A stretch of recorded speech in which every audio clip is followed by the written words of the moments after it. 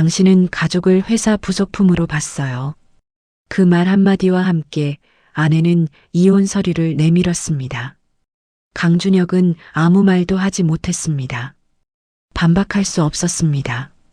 사실이었으니까요. 그로부터 13년이 지났습니다.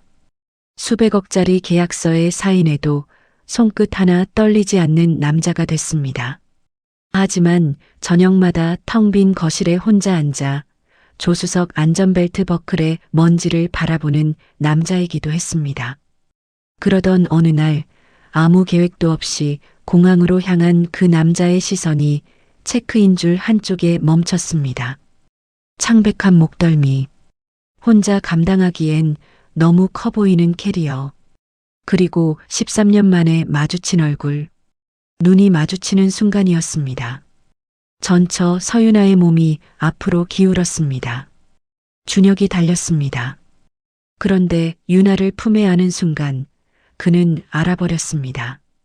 이 여자의 몸이 왜 이렇게 가벼운지를, 왜 혼자 저 무거운 캐리어를 끌고 공항까지 나왔는지를, 그리고 윤아 곁에 달려온 12살짜리 아이를 봤을 때 준혁의 시간은 완전히 멈춰버렸습니다. 그 아이의 성이 강 씨였습니다.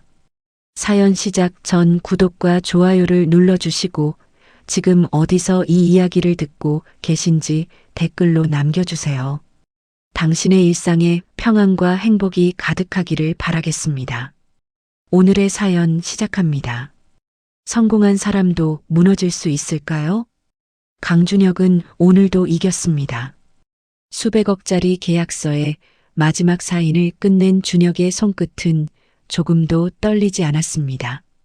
32층 회의실 유리창 너머로 서울의 저녁 노을이 붉게 번지고 있었죠. 도시 전체가 황금빛으로 물드는 시간이었지만 준혁의 눈에는 그 빛이 닿지 않았습니다. 계열사 대표들이 자리에서 일어나 박수를 쳤습니다. 누군가 준혁의 어깨를 두드렸고 누군가는 악수를 청하며 축하 인사를 건넸습니다. 준혁은 자동으로 손을 내밀었습니다. 자동으로 웃었습니다. 자동으로 고개를 끄덕였습니다. 박수 소리가 귀에 닿기는 했습니다. 하지만 마치 두꺼운 유리 너머에서 들리는 것처럼 어딘가 먼 곳의 소음처럼 느껴졌습니다. 준혁의 시선은 어느 순간 유리창 쪽으로 흘러가 있었습니다. 노을빛을 등지고 서 있는 자신의 희미한 반영이 거기 있었습니다. 언제부터였을까요? 저 얼굴이 자기 얼굴인데도 낯설게 느껴진 게, 저 남자가 웃는 게 진짜 웃음인지 아닌지 스스로도 구별할 수 없게 된 게. 대표님, 수고 많으셨습니다. 회의실 문 앞에서 비서 최지수가 두 손으로 서류 묶음을 내밀었습니다. 준혁은 그것을 받아 펼쳤습니다. 내일 오전 8시 부지 실사 미팅, 오후 2시 설계팀 보고, 모레는 출장. 그 다음 날도 그 다음 주도 빈칸이 하나도 없었습니다. 준혁은 그 달력을 한참 내려다봤습니다. 숨이 막힌다는 게 이런 건지도 모른다는 생각이 스쳤습니다. 소리 없이 반으로 접어 재킷 주머니에 밀어 넣었습니다. 오늘은 그냥 가. 최지수가 눈을 한번 깜빡였습니다. 무언가 물어보려다 입을 다물었습니다. 준혁은 이미 엘리베이터 버튼을 누르고 있었습니다. 엘리베이터 문이 닫혔습니다. 박수 소리가 사라졌습니다. 회의실의 열기도 사람들의 시선도 모두 차단됐습니다. 거울처럼 반짝이는 내벽에 준혁의 얼굴이 비쳤습니다. 혼자였습니다. 웃지 않은 얼굴이 거기 있었습니다. 아마 오래전부터 그랬을 것입니다. 다만 오늘은 그것이 유난히 선명하게 보였습니다. 32층에서 지하까지 내려가는 그 짧은 시간 동안 준혁은 그 얼굴을 외면하지 못했습니다. 지하 주차장은 조용했습니다. 준혁의 구두 소리만 콘크리트 바닥에 울렸습니다. 차에 탔습니다. 시동을 걸지 않았습니다. 핸들에 이마를 가져다 댔습니다. 차갑고 단단한 감촉이 이마에 닿았습니다. 준혁은 그 차가움을 느끼며 잠깐 눈을 감았습니다. 조수석에는 먼지가 내려앉은 안전벨트 버클이 있었습니다. 언제부터인지 모르게 오랫동안 눌리지 않은 버클이었습니다. 누군가 옆자리에 앉은 적이 없다는 증거였습니다. 준혁은 그것을 한참 바라봤습니다. 그러자 또 떠올랐습니다. 유나가 이혼 서류를 내밀던 날이 당신은 가족을 회사 부속품으로 봤어요. 그 말이 13년이 지난 지금도 준혁의 귓속 어딘가에 박혀 있었습니다. 뽑으려 할수록 더 깊이 파고드는 가시처럼. 그날 유나의 목소리는 높지 않았습니다. 울지도 않았습니다. 다 끝난 사람의 목소리였습니다. 그것이 오히려 더 오래 남았습니다. 집으로 돌아온 준혁의 펜트하우스는 완벽하게 정돈되어 있었습니다. 현관문을 열면 은은한 공기청정기 냄새가 먼저 났습니다. 소파는 각이 잡혀 있었고 테이블 위에는 아무것도 없었고 조명은 타이머에 맞춰 이미 켜져 있었습니다. 누군가 살고 있다는 흔적은 있었지만 누군가 살아가고 있다는 온기는 없었습니다. 준혁은 재킷을 소파에 던져 놓았습니다. 그 한 가지 동작만으로 이 집이 얼마나 오래 생기 없이 방치되어 왔는지가 드러났습니다. 냉장고를 열었습니다. 정기 배송으로 채워진 고급 식재료들이 줄지어 서 있었습니다. 유통기한이 며칠 남지 않은 것들도 있었습니다. 준혁은 아무것도 꺼내지 않고 냉장고 문을 닫았습니다. 텔레비전을 켰습니다. 화면에 가족이 저녁 식탁에 둘러앉아 웃음을 나누는 장면이 나왔습니다.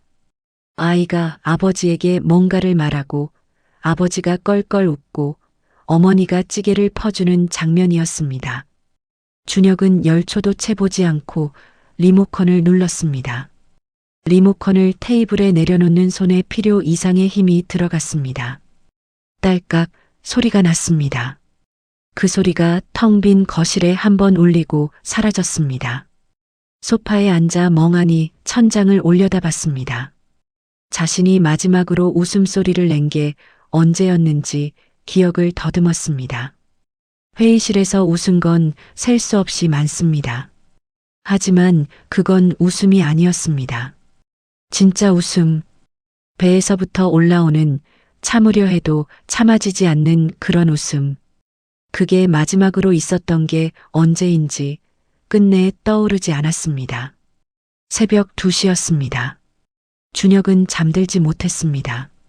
거실과 침실을 몇 번 오가다가 결국 서재 서랍 앞에 멈춰 섰습니다. 맨 아래 칸을 열었습니다. 다른 서류들 밑에 꽁꽁 눌려있던 종이 한 장을 꺼냈습니다. 이혼 서류 사본이었습니다. 구겨지지 않게 그렇다고 반듯하게 펴놓지도 않은 채로 그냥 접혀 있었습니다. 준혁은 그것을 펼쳤습니다. 서울가정법원의 직인, 이혼 사유란에 적힌 몇 줄의 문장, 그리고 맨 아래 유나의 서명 옆에 찍힌 도장 자국. 준혁은 그 도장 자국을 손가락으로 천천히 문질렀습니다. 13년 전에 찍힌 도장이었습니다. 잉크는 이미 바른 지 오래였습니다. 그런데도 손가락 끝에 뭔가 닿는 것 같았습니다. 구기지도 않았습니다. 버리지도 않았습니다. 다시 서랍 맨 아래에 밀어 넣었습니다. 소파로 돌아온 준혁은 스마트폰을 집어들었습니다. 연락처를 열었다가 닫았습니다. 문자함을 열었다가 닫았습니다. 결국 스마트폰을 쿠션 밑에 눌러 넣었습니다. 연락하고 싶은 사람이 있었습니다. 하지만 그 번호는 이미 오래전에 지운 것이었습니다. 다음 날 아침 사무실에 들어서자마자 준혁은 최지수를 불렀습니다. 최지수가 클립보드를 들고 종종 걸음으로 다가왔습니다. 다음 주 일정 전부 취소해. 최지수의 손이 멈췄습니다. 클립보드를 가슴에 끌어안으며 조심스럽게 물었습니다. 이유를 여쭤봐도 될까요, 대표님? 준혁이 넥타이를 느슨하게 당기며 코트를 집어들었습니다. 숨이 막혀서. 그 말을 끝으로 준혁은 사무실을 나섰습니다. 최지수는 굳은 표정으로 준혁의 뒷모습을 바라봤습니다. 그리고 천천히 자기 자리로 돌아가 달력을 열었습니다. 빽빽하게 채워진 칸들을 하나씩 지워나가기 시작했습니다. 지우면 지울수록 달력이 하얘졌습니다. 최지수는 손을 잠깐 멈추고 그 하얀 칸들을 바라봤습니다. 걱정인지 안도인지 알 수 없는 표정이었습니다. 공항으로 가는 길에 준혁은 한강변 주차장에 차를 세웠습니다. 강바람이 차 유리창을 두드렸습니다. 준혁은 차에서 내려 난간에 기댔습니다. 강물 위로 유람선 불빛이 느릿느릿 흘러가고 있었습니다. 물결이 그 불빛을 흔들었다가 다시 모았습니다. 그 불빛을 눈으로 쫓다가 문득 떠오른 기억이 있었습니다. 유나와 이 강변을 걸었던 봄날이었습니다. 바람이 따뜻했고 유나가 웃었고 준혁도 웃었습니다. 회의실에서 짓는 웃음이 아니라 배에서부터 올라오는 그 웃음이었습니다. 그 기억이 생각보다 또렷하게 남아있다는 사실이 준혁을 당황하게 만들었습니다. 13년이 지났는데도 편의점에 들렀습니다. 음료 냉장고 앞에 선 준혁의 손이 소주병 쪽으로 향했습니다. 손잡이를 쥐었다가 멈췄습니다. 잠깐 그대로 서 있다가 손을 거두고 옆칸에서 생수를 집었습니다. 계산을 마치고 나오며 뚜껑을 열었습니다. 한 모금 마셨습니다. 아무 맛도 없었습니다. 인천공항에 도착한 건 낮 12시가 조금 넘어서였습니다. 준혁은 카운터 앞에 서서 가장 빠른 유럽행 티켓을 달라고 했습니다. 여권과 지갑만 있었습니다. 캐리어도 여행 계획도 돌아올 날짜도 없었습니다. 혼자 오셨어요? 카운터 직원이 물었습니다. 준혁은 대답 대신 여권을 내밀었습니다. 탑승 수속을 마치고 면세 구역을 걷는 동안 아이 손을 잡고 걷는 아버지들이 눈에 들어왔습니다. 한 아버지는 아이가 무겁다고 보채자 캐리어 위에 태워주고 있었습니다. 아이가 깔깔 웃었습니다. 준혁의 발걸음이 자기도 모르게 느려졌다가 다시 빨라졌습니다. 조금 더 걷다가 또 비슷한 장면이 눈에 걸렸습니다. 또 느려졌습니다. 준혁은 그 사실을 의식하지 못했습니다. 대기구역 벤치에 앉아 탑승 시각을 기다리던 준혁의 시선이 어느 순간 멀리서 걸렸습니다. 체크인 줄에 서 있는 여자 한 명이었습니다. 창백한 목덜미, 혼자 감당하기에 지나치게 커 보이는 캐리어, 두 손으로 손잡이를 꼭 붙들고 서 있는 뒷모습, 어딘가 익숙했습니다. 분명히 모르는 사람인데 왜인지 모르게 시선이 떨어지지 않았습니다. 준혁이 자리에서 반쯤 일어났습니다. 눈을 가늘게 좁혔습니다. 그 순간 그 여자가 천천히 고개를 돌렸습니다. 준혁의 숨이 멎었습니다. 세상에서 가장 먼 곳에 있을 거라 믿었던 얼굴.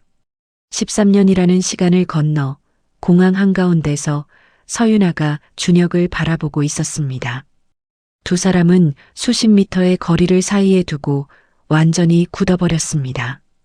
공항 천장 스피커에서 준혁의 탑승 안내 방송이 흘러나오고 있었습니다.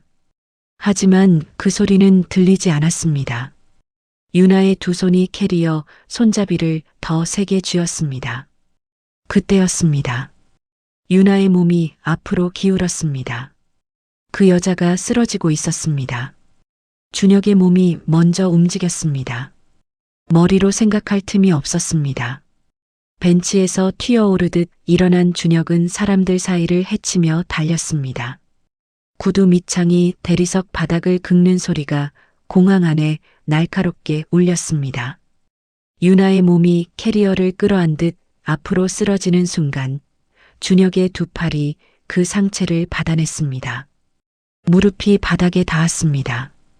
딱딱한 대리석의 차가움이 바지 무릎을 뚫고 올라왔습니다. 그런 건 느낄 겨를이 없었습니다. 주변 사람들이 비명을 지르며 뒤로 물러섰습니다. 누군가 큰 소리로 의료진을 불렀습니다. 하지만 준혁의 귀에는 그 소리들이 제대로 들어오지 않았습니다. 품 안에 안긴 유나의 체온이 손바닥을 통해 전해졌습니다. 뜨거웠습니다. 그리고 너무 가벼웠습니다.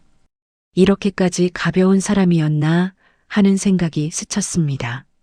13년 전 기억 속의 유나는 이런 사람이 아니었습니다. 유나야. 준혁의 입에서 그 이름이 나왔습니다. 의식적으로 부른 것이 아니었습니다. 그냥 나왔습니다. 유나의 눈이 가늘게 열렸습니다. 초점이 없었습니다. 입술이 조금 움직였지만 소리가 나오지 않았습니다. 준혁은 유나의 등을 한 손으로 받치고 다른 손으로 뺨을 가볍게 건드렸습니다. 눈 떠. 나야. 그 순간이었습니다. 엄마. 어디선가 아이의 목소리가 들렸습니다. 준혁이 고개를 돌렸습니다. 12살쯤 돼 보이는 여자아이가 사람들 사이를 헤치며 달려오고 있었습니다. 바짝 마른 볼, 큰 눈에 눈물이 가득 차 있었습니다. 아이는 엄마를 외치며 유나의 손을 두 손으로 붙들었습니다. 준혁은 그 아이의 옆모습을 바라봤습니다. 설명할 수 없는 감각이 가슴 한가운데를 건드렸습니다. 낯선데 낯설지 않은 얼굴이었습니다. 준혁은 그 감각을 지금 당장 처리할 수가 없었습니다.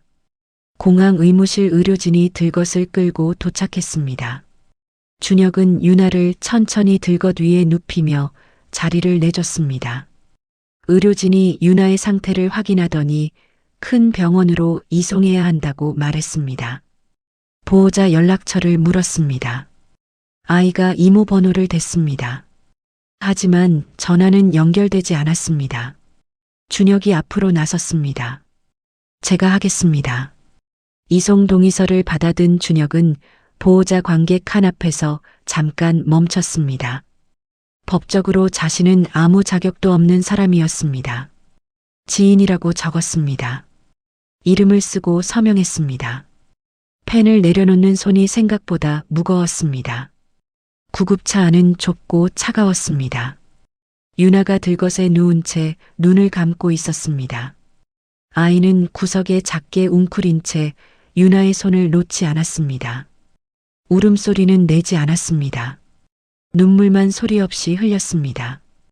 입술을 꼭 다물고 엄마 얼굴만 바라보는 그 아이의 표정이 어린아이라고 보기엔 너무 많은 것을 이미 알고 있는 사람의 얼굴 같았습니다. 준혁은 맞은편에 앉아 그 아이를 바라봤습니다. 할 말이 없었습니다. 13년 동안 수백억짜리 협상을 이끌어온 사람이 12살짜리 아이 앞에서 처음으로 완전히 말문이 막혀버렸습니다. 응급실 대기복도는 형광등이 하얗게 켜져 있었습니다. 소독약 냄새가 코를 찔렀습니다. 어딘가에서 의료기계 소리가 단조롭게 반복됐습니다. 아이가 플라스틱 의자 위에 앉아 무릎을 끌어안고 엉엉 울기 시작했습니다. 소리를 참으려는 듯 입을 틀어막았지만 어깨가 들썩이는 걸 막을 수는 없었습니다. 준혁은 그 옆에 앉았습니다. 어떻게 달래야 할지 몰랐습니다. 등을 두드려줘야 하나, 뭔가 말을 해야 하나. 결국 자리에서 일어나 복도 끝 자판기 앞에 섰습니다. 동전을 넣었습니다. 코코아를 뽑았습니다. 따뜻한 종이컵이 손바닥을 데웠습니다. 아이 옆에 돌아와 그것을 내밀었습니다. 아이는 눈물을 닦지도 않은 채 종이컵을 받아쥐었습니다. 두 손으로 꼭 감쌌습니다. 그리고 처음으로 준혁의 얼굴을 똑바로 올려다봤습니다. 준혁은 그 눈을 마주했습니다. 피하지 못했습니다. 낯선데 낯설지 않다는 그 감각이 다시 왔습니다. 이번엔 더 강하게. 얼마 후 검사를 마친 주치의 박성훈이 준혁을 복도 끝으로 조용히 불렀습니다. 안경 너머의 눈빛이 무거웠습니다. 보호자 되시죠? 준혁이 고개를 끄덕였습니다. 박성훈이 낮은 목소리로 말을 시작했습니다. 췌장에서 발견된 종양. 이미 여러 곳으로 퍼진 상태. 남은 시간이 길어야 6달. 박성훈의 입이 움직이는 게 보였습니다. 하지만 어느 순간부터 말이 들리지 않았습니다. 머릿속에서 무언가가 천천히 가라앉는 것 같았습니다. 복도의 형광등 불빛이 유난히 차갑게 느껴졌습니다. 준혁의 두 다리에서 힘이 서서히 빠져나갔습니다. 괜찮으세요? 박성훈이 물었습니다. 준혁은 대답하지 못했습니다. 병실로 돌아왔을 때 유나는 침대에 누워 눈을 감고 있었습니다. 산소 호흡기를 코에 달고 링거줄이 팔에 꽂혀 있었습니다. 창백한 얼굴이 형광등 빛을 받아 더 창백하게 보였습니다. 준혁은 그 얼굴을 바라봤습니다. 6개월. 그 숫자가 머릿속에서 계속 울렸습니다. 그때 병실 문이 확 열렸습니다. 당신이 여기서 뭘 하는 거예요? 서미래였습니다. 유나의 동생. 눈이 벌겋게 부어 있었지만 목소리는 날카로웠습니다. 준혁을 보자마자 몸으로 막아서며 턱을 치켜들었습니다. 언니 사고 소식에 달려왔더니 당신이 있네요. 어떻게 된 거예요? 준혁이 입을 열기 전에 침대 위에서 소리가 났습니다. 유나가 눈을 떴습니다. 힘겹게 미래를 향해 천천히 손을 저었습니다. 그만하라는 뜻이었습니다. 미래가 입을 다물었습니다. 하지만 눈빛은 다물지 않았습니다. 준혁은 조용히 병실 밖으로 나왔습니다. 미래가 뒤따라 나와 병실 문을 닫으며 낮게 말했습니다. 오늘 일은 고맙습니다. 이제 됐으니까 가세요. 고맙다는 말로 시작했지만 그 말 안에 감사는 없었습니다. 완벽한 거절이었습니다. 준혁은 반박하지 않았습니다. 고개를 한번 끄덕이고 돌아섰습니다. 복도를 걷다가 병실 유리창 옆을 지날 때 안을 들여다봤습니다. 미래가 아이를 끌어안고 있었습니다. 아이는 이모 품에 안기면서도 고개를 돌려 유리창 밖을 바라봤습니다. 준혁과 눈이 마주쳤습니다. 아이는 시선을 내리깔았습니다. 준혁은 그 자리에 한참 서 있었습니다. 복도 안쪽에서 간호사 한 명이 지나가며 병실 쪽을 향해 말했습니다. 하은아, 오늘도 혼자 왔어? 그 이름이 준혁의 귀에 박혔습니다. 하은. 미래가 다시 나와 아직도 있냐고 눈살을 찌푸렸습니다. 준혁은 말없이 엘리베이터 쪽으로 걸음을 옮겼습니다. 서류 정리를 하러 잠깐 자리를 비운 미래. 그 틈에 준혁의 눈에 간호사 스테이션 차트 거치대가 들어왔습니다. 차트 표지에 이름이 적혀 있었습니다. 강하은. 준혁의 발걸음이 그 자리에서 멎었습니다. 강. 자신과 같은 성이었습니다. 엘리베이터를 기다리는 동안 병실 쪽에서 작은 소리가 들렸습니다. 울음도 아니고 말도 아닌 소리였습니다. 준혁은 확인하러 돌아가지 못했습니다. 엘리베이터 문이 열렸고 그냥 탔습니다. 닫힌 버튼 위에 손을 올렸다가 천천히 걷었습니다. 문이 닫혔습니다. 주차장에 도착한 준혁은 차에 탔습니다. 시동을 걸지 않았습니다. 유럽행 비행기를 놓쳤다는 것도 잊고 있었습니다. 강하은. 그 이름을 조용히 되뇌었습니다. 이혼 서류에 찍힌 날짜가 떠올랐습니다. 그리고 그 아이의 나이가 떠올랐습니다. 12살. 준혁은 천천히 계산하기 시작했습니다. 손가락을 쓰지 않았습니다. 머릿속으로만 숫자들이 하나씩 맞아떨어지기 시작했습니다. 오차가 없었습니다. 준혁은 핸들을 두 손으로 쥐었습니다. 손가락 마디가 하얘질 만큼 꽉 쥐었습니다. 주차장 형광등이 차 지붕을 차갑게 비추고 있었습니다. 새벽이 되도록 그 차는 그 자리를 떠나지 않았습니다. 다음 날 아침 준혁은 병원 주변 편의점 앞 벤치에서 밤을 샜습니다. 차에서 나온 건 새벽 4시였습니다. 딱딱한 플라스틱 벤치에 등을 기대고 앉아 동이 트는 하늘을 바라봤습니다. 검은 하늘이 짙은 남색으로, 남색이 회색으로, 회색이 흰색으로 바뀌는 것을 눈으로 쫓았습니다. 커피를 3잔 마셨습니다. 아무 맛도 느껴지지 않았습니다. 면회 시간이 시작되는 9시가 되자마자 준혁은 자리에서 일어났습니다. 편의점에 들어가 캔커피 2개를 집었습니다. 계산을 마치고 나오다가 문 앞에서 잠깐 멈췄습니다. 자신이 왜 2개를 집었는지 스스로도 몰랐습니다. 그냥 그렇게 됐습니다. 병동으로 향하는 준혁의 발걸음은 평소와 달랐습니다. 계약 현장에 들어설 때의 그 당당한 걸음이 아니었습니다. 무언가에 이끌리는 것 같으면서도 발이 무거운 것 같기도 한 설명하기 어려운 걸음이었습니다. 간호사 스테이션 앞을 지나는데 어젯밤 근무를 마무리하던 신유진 간호사가 준혁을 알아봤습니다. 차트를 정리하다 고개를 들더니 낮은 목소리로 말했습니다. 어젯밤에 아이가 혼자 있었어요. 밤새. 준혁이 걸음을 멈췄습니다. 보호자는요? 이모분이 집에 가셨다가 아침에 오신다고 했는데 아이가 못 가겠다고 해서. 준혁은 더 묻지 않았습니다. 고개를 한번 끄덕이고 병실 쪽으로 걸음을 옮겼습니다.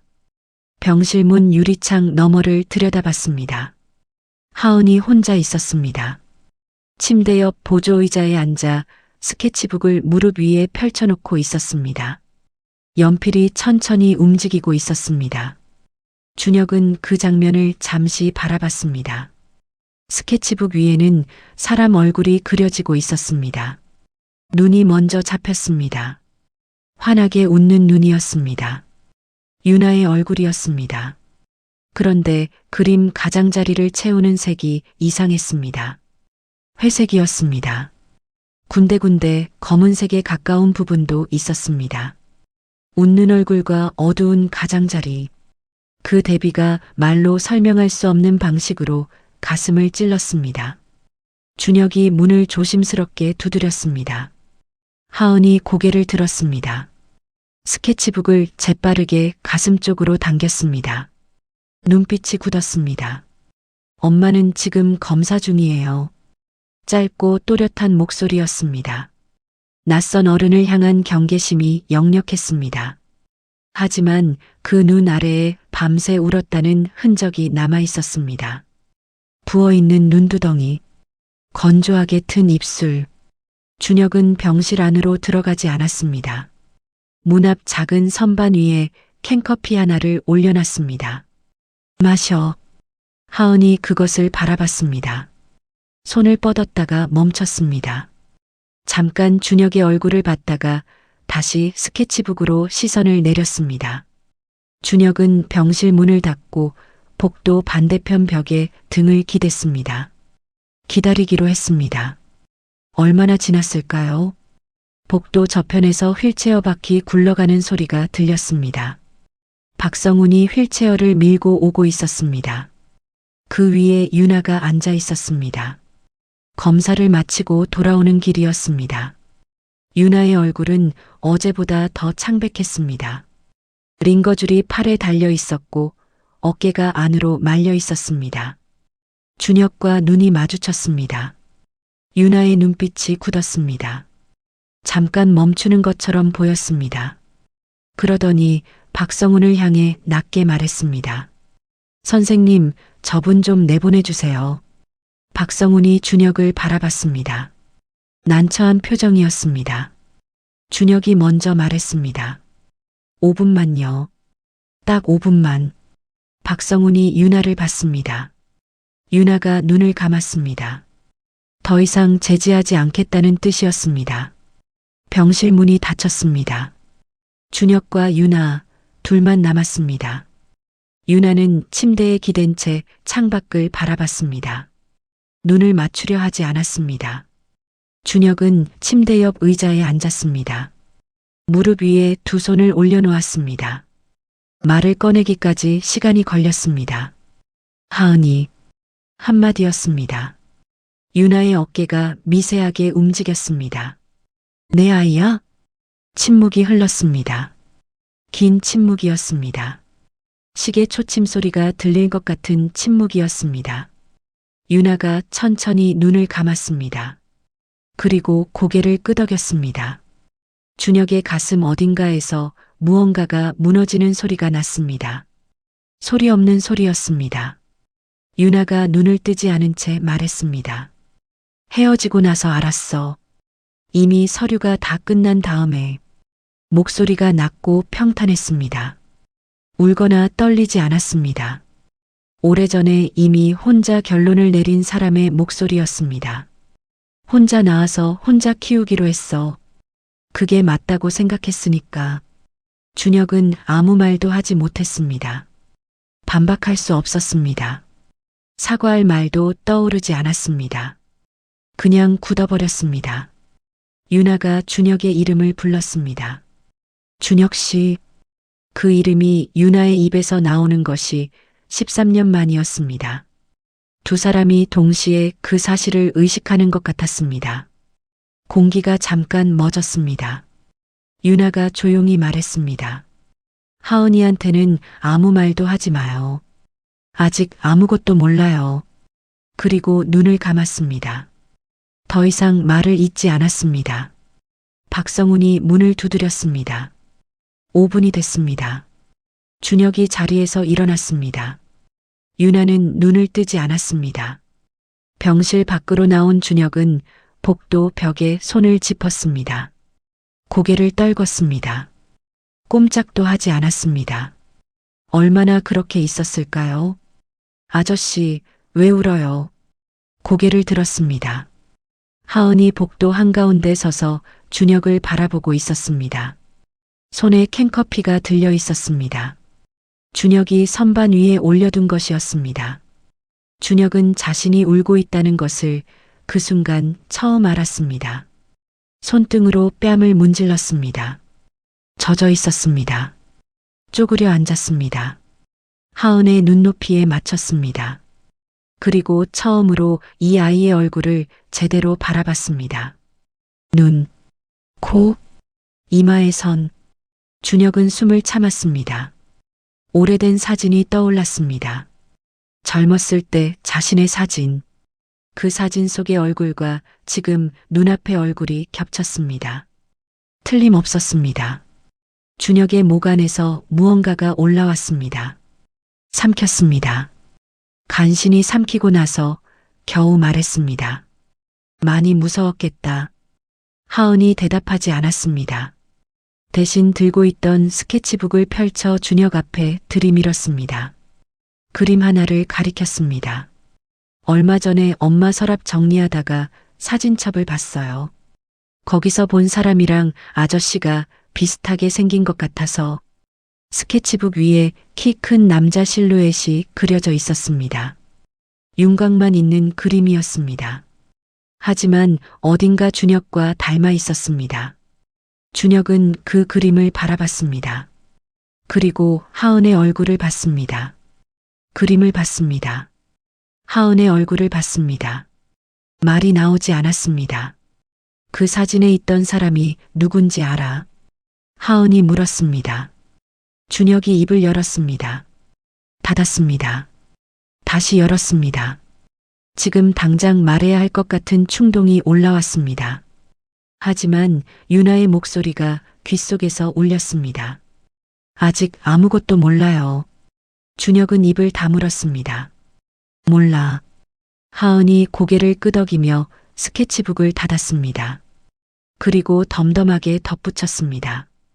엄마한테 중요한 사람인 것 같긴 했어요. 서랍 제일 깊은 데 있었으니까. 준혁은 그 말을 듣고 한참을 그 자리에 쪼그려 앉아 있었습니다. 하은이 물었습니다. 그림 그리는 거 좋아해요. 준혁이 고개를 들었습니다. 하은의 눈빛이 아까와 달리 조금 열려 있었습니다. 좋아하는 것 같던데. 매일 그려요. 짧게 대답한 하은이 스케치북을 가슴 쪽으로 당겨 쥐었습니다. 그 동작에서 이 아이에게 그림이 단순한 취미가 아니라는 것이 느껴졌습니다. 감정을 담아두는 장소 같은 것. 내일도 와도 돼. 하은이 뒤를 돌아보지 않고 말했습니다. 그리고 병실 안으로 사라졌습니다. 준혁은 그 자리에 한참 서 있었습니다. 거절인지 허락인지 알 수 없는 말이었습니다. 하지만 어쩐지 허락처럼 들렸습니다. 1층 카페로 내려간 준혁은 창가 자리에 앉았습니다. 스마트폰을 꺼냈습니다. 최지수에게 문자를 보냈습니다. 당분간 이 병원 근처에 있을 거야. 연락 필요한 것만 해. 문자를 보내고 스마트폰을 내려놓았습니다. 창밖을 바라봤습니다. 병원 정원으로 오후 햇살이 길게 뻗어 있었습니다. 나뭇가지 사이로 빛이 부서지고 있었습니다. 준혁은 그 빛을 바라보다가 오랫동안 보지 못했던 것을 보는 사람처럼 잠시 눈을 가늘게 떴습니다. 그때 카페 앞을 지나는 사람이 보였습니다. 하은이었습니다.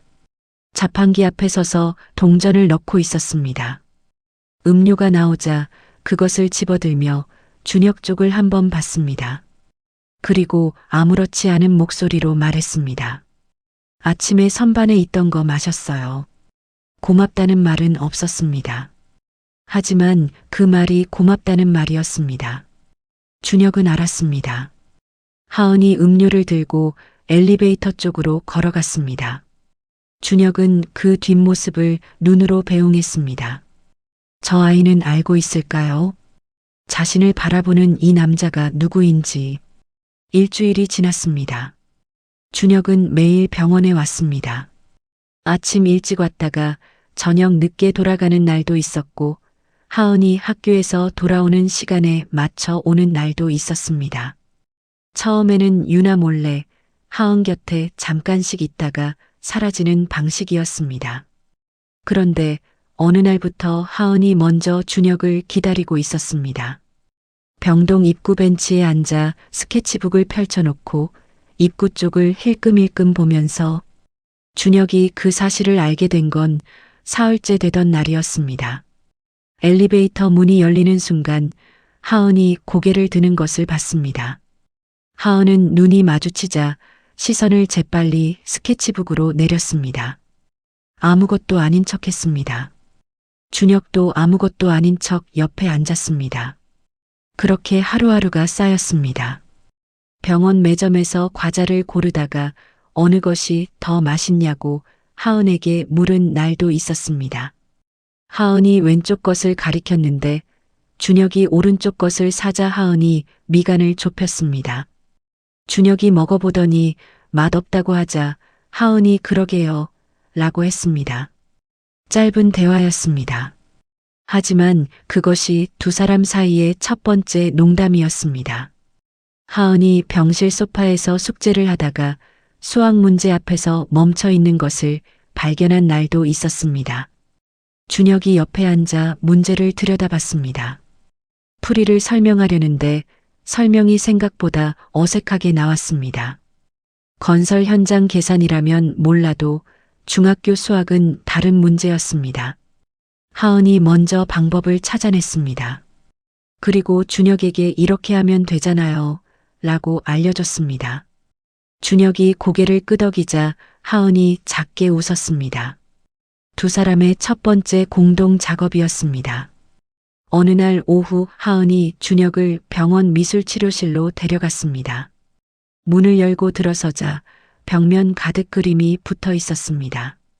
날짜가 적힌 라벨이 각각의 그림 아래에 붙어 있었습니다. 하은의 그림들이었습니다. 준혁은 천천히 걸으며 그림들을 봤습니다. 초반의 그림들은 색이 밝았습니다. 노란색, 주황색, 연두색. 유나와 하은이 함께 있는 장면들이 많았습니다. 식탁 위의 밥, 공원의 나무, 창가에 앉은 고양이. 그런데 특정 날짜를 기점으로 색이 달라졌습니다. 유나가 입원한 날이었습니다. 그 이후의 그림들에서 밝은 색이 사라졌습니다. 회색이 늘었습니다. 검은색이 늘었습니다. 형태도 점점 흐릿해졌습니다. 준혁은 그 경계선 앞에서 발을 멈췄습니다. 미술치료 선생님이나 간호사들보다 준혁의 눈에 그 경계선이 먼저 더 선명하게 잡혔습니다. 미술치료실 담당 선생님 정다은이 준혁 옆에 와서 낮게 말했습니다. 하은이 듣지 못하도록 치료실 밖으로 한 발 나와서였습니다. 재능이 있어요. 정식으로 배운 적이 없는데 색을 쓰는 방식이 달라요.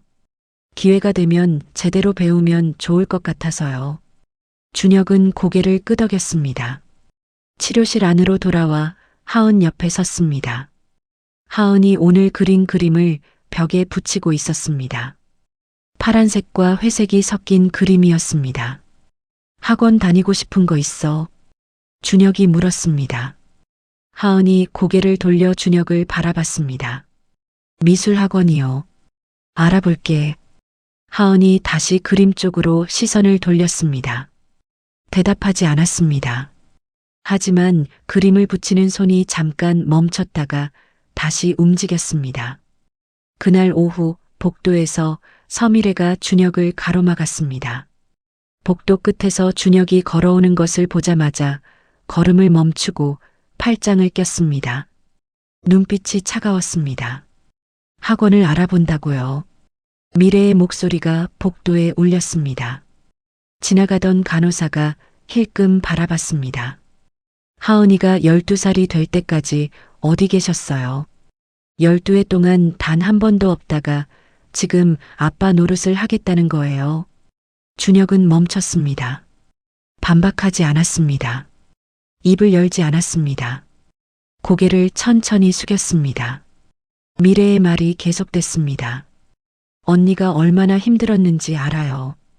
혼자 낳고 혼자 키우고 아프면서도 하은이한테 아무 소리 안 하고 그거 다 알고 있어요. 미래의 목소리가 끝에 가서 약간 흔들렸습니다. 하지만 눈빛은 흔들리지 않았습니다. 준혁은 고개를 든 채로 미래의 말을 다 받았습니다. 항복이 아니었습니다. 자신이 받아야 할 말이라는 것을 알고 있었습니다. 그래서 피하지 않았습니다. 그 순간 복도 끝에서 인기척이 났습니다. 두 사람이 동시에 고개를 돌렸습니다. 하은이 거기 서 있었습니다. 가방을 맨 채로 학교에서 막 돌아온 모습이었습니다. 언제부터 거기 있었는지 알 수 없었습니다. 하은은 도망가지 않았습니다. 미래를 봤습니다. 준혁을 봤습니다. 다시 준혁을 봤습니다. 그리고 아무 말 없이 병실 안으로 들어갔습니다. 미래가 입술을 깨물었습니다. 준혁은 고개를 돌려 병실 쪽을 바라봤습니다. 닫힌 문이었습니다. 그때 병실 안에서는 유나가 천장을 향해 눈을 뜬 채로 누워 있었습니다. 복도에서 들려온 미래의 목소리를 다 들은 것이었습니다. 눈가에 눈물이 흘렀습니다. 손에는 작은 노트가 쥐어져 있었습니다. 며칠 전부터 매일 밤 몰래 쓰기 시작한 노트였습니다. 표지에 연필로 적혀 있었습니다. 하은에게. 준혁은 그것을 몰랐습니다. 그날 저녁 준혁은 사회복지사를 통해 치료비 지원 방법을 알아봤습니다. 자신이 직접 내겠다고 하면 유나가 거부할 것이 뻔했습니다. 준혁 건설 명의로 운영하는 후원재단을 통해 간접적으로 지원하는 방식을 택했습니다. 사회복지사가 고개를 끄덕이며 처리하겠다고 했습니다. 며칠 후 미래에게 전화가 왔습니다. 재단 담당자와 나눈 대화가 흘러 들어간 것이었습니다. 미래가 유나에게 말했습니다. 그날 저녁 준혁의 전화가 울렸습니다. 유나였습니다. 치료비 받지 않을 거예요. 유나의 목소리는 낮고 단호했습니다. 준혁이 창밖을 바라보며 말했습니다. 하은이 아버지로서 12년 늦게 하는 거야. 그것만큼은 받아.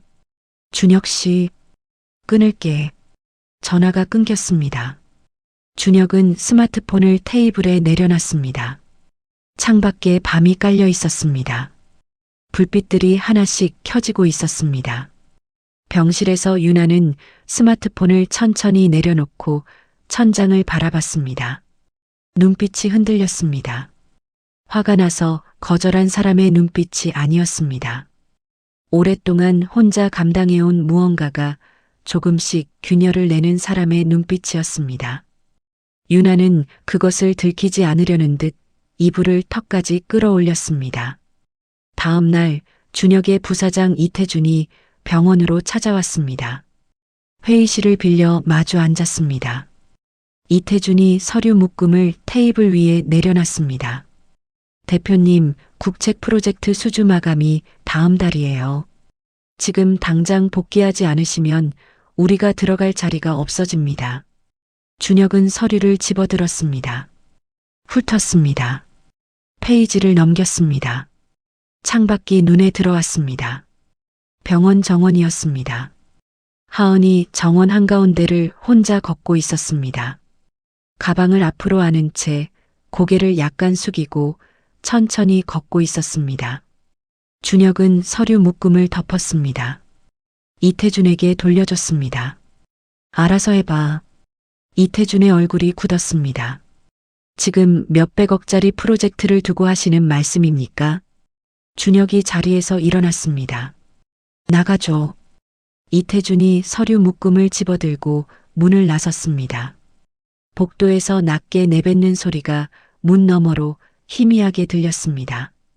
준혁은 듣지 못한 척했습니다. 창밖의 하은에게서 시선을 거두지 않았습니다. 며칠 후 비서 최지수에게서 문자가 왔습니다. 이사회에서 책임 공방이 벌어지고 있다는 내용이었습니다. 주가가 흔들렸다는 내용도 있었습니다. 준혁은 그 문자를 읽었습니다. 한참 뒤에 답장을 보냈습니다. 이태준에게 정권 위임해. 스마트폰을 주머니에 넣었습니다. 하은이 병동 입구에서 기다리고 있는 게 보였습니다. 준혁은 그쪽으로 걷기 시작했습니다. 비 오는 오후였습니다. 병원 로비 창가에 나란히 앉아 있었습니다. 빗소리가 유리창을 두드렸습니다. 하은이 스케치북에 빗줄기를 그리고 있었습니다. 연필이 빠르게 움직이다가 느려지다가를 반복했습니다. 준혁이 지금 그린 것 중에 가장 마음에 드는 거 보여달라고 했습니다. 하은이 스케치북을 펼쳐 내밀었습니다. 준혁은 천천히 넘겼습니다. 유나 얼굴을 그린 초반의 그림 앞에서 멈췄습니다. 환하게 웃는 얼굴이었습니다. 이거. 하은이 준혁을 바라봤습니다. 잠깐 눈이 흔들렸습니다. 그리고 처음으로 준혁 앞에서 가볍게 웃었습니다. 짧은 웃음이었습니다.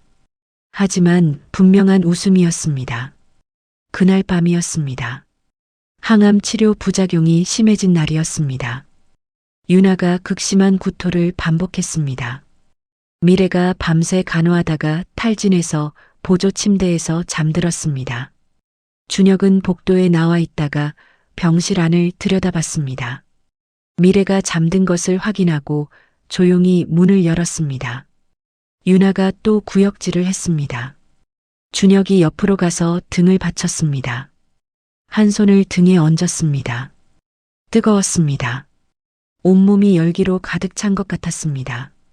유나가 고개를 들지 않은 채 낮게 말했습니다. 괜찮아, 가. 준혁은 가지 않았습니다. 등을 계속 받치고 있었습니다. 유나의 구역질이 잠잠해졌습니다. 축 늘어졌습니다. 의식이 반쯤 흐려진 상태였습니다. 유나의 입술이 움직였습니다. 아주 작은 소리였습니다. 무서워. 준혁의 눈이 천천히 붉어졌습니다. 등을 받치는 손에 힘이 들어갔습니다. 잠든 척했습니다. 꼼짝하지 않았습니다. 등을 받치는 손만 그대로였습니다. 날이 밝았습니다. 유나가 눈을 떴습니다. 준혁이 보호자 의자에 기댄 채 잠들어 있었습니다.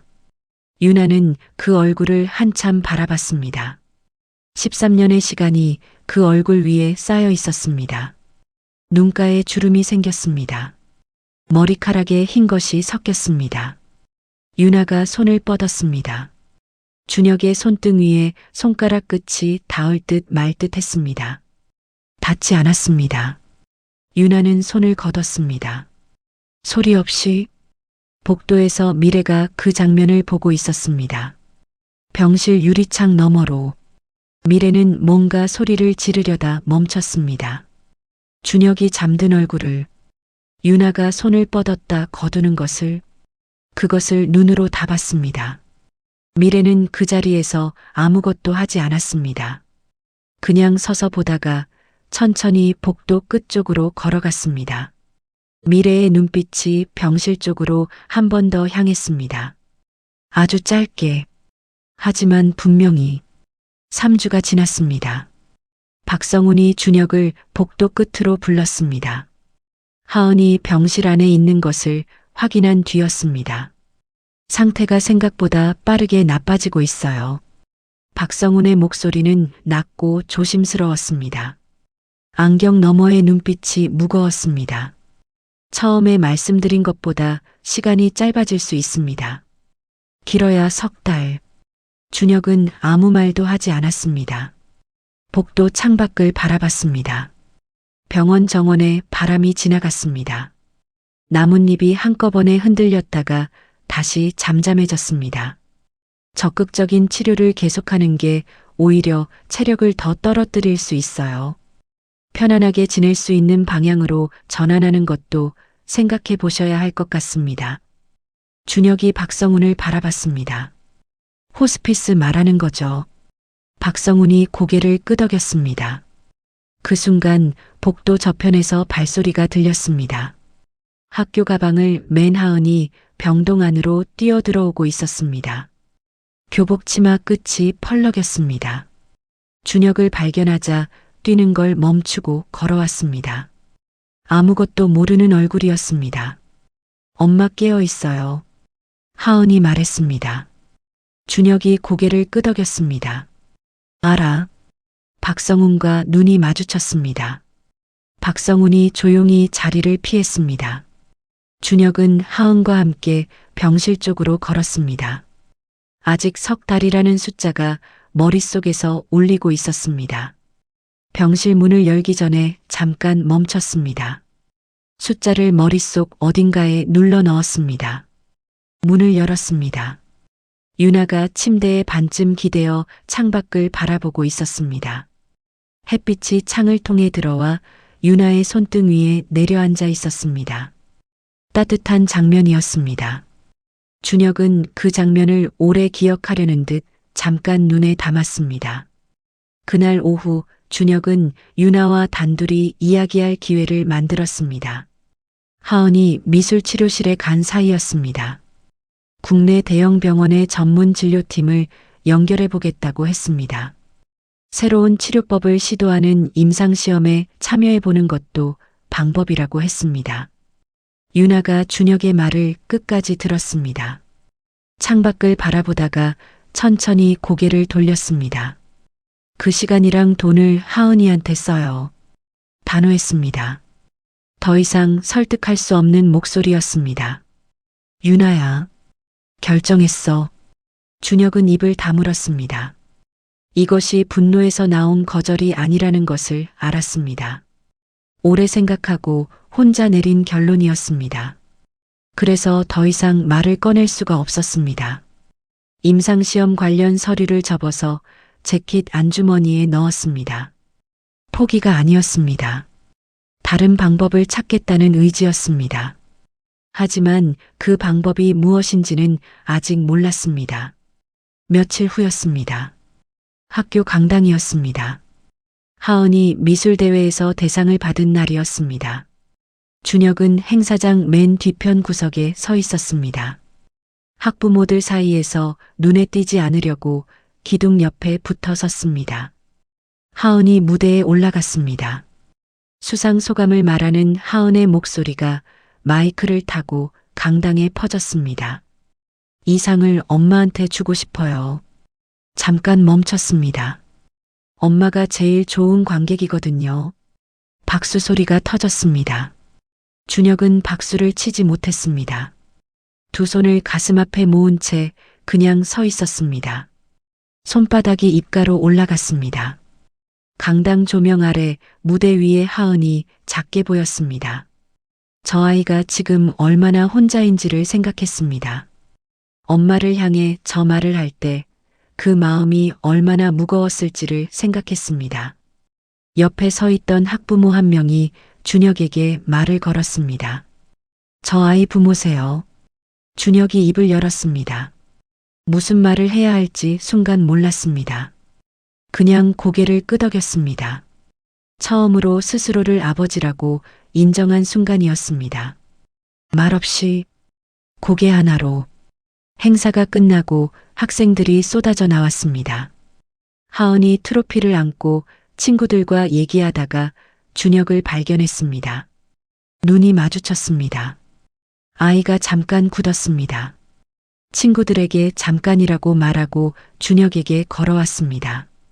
트로피를 두 손으로 내밀었습니다. 한번 들어볼래요? 준혁이 두 손으로 받아들었습니다. 생각보다 무거웠습니다. 트로피를 바라보다가 하은을 바라봤습니다. 하은이 눈을 살짝 내리깔았습니다. 무거운 거 알면서 물어봤어요. 그리고 트로피를 도로 받아갔습니다.